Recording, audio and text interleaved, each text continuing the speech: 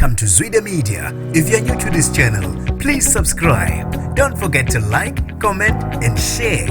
Here's a new video for today. Enjoy.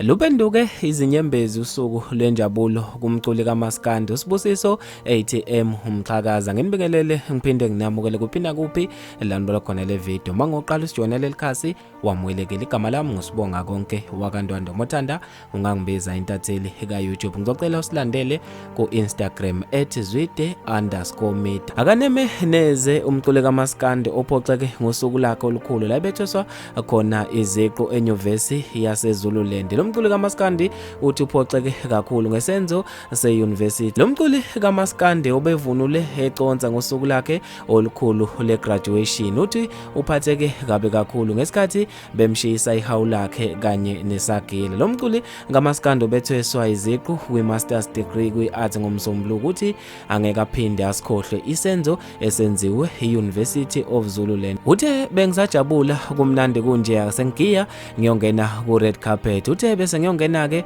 ebheke iZulu Hall nala isiphathimandla ezibese zingitshela ukuthi mangishiye phansi isagila sami kanye nehawu ngengikhone ukuyongena nakho estage la engizofika ngithweswe khona iziqu. Uthi ngichazile ngazama ukumncenga ukuthi ngale hawu lami liyingxenye yemvunulo yami ngihlonipha ke usiko lami ngengikwenzayo ukuthi ngizamile impela ukubancenga kodwa abala baphethe noma sengibatshela ukuthi lokho engikuphethe akusiyo ingozi futhi angiqondile okubi ngakho kodwa abakhona ngungivumela ngihambe nehawu lami ngiyongena estage. Uqhube wathi bekusezindleleni zami ukuthi ngizogiya ngokujabulela iziqu zami lezi bengethweswa zona kodwa emva kwalesigameko ngivele ngazizwa ngideleleke kakhulu. Uthi namanje angikakholwa ukuthi i-university le evele yadicelela isithunzi sami phansi ngale ndlela. Uthi ngizizwa ngiphoxekile ikakhulukazi ngoba kuyinyuvesi esendaweni yasemakhaya futhi ngabe nezinto ezithinta usiko bamandla kuzona. Uqhube wathi amanyuvesi amaningi ujwayele ukwabona evumela abafundi ukuthi bejabule ngendlela abafisa ukujabula ngayo. Uthi mina ngizizwe ngicaseka kakhulu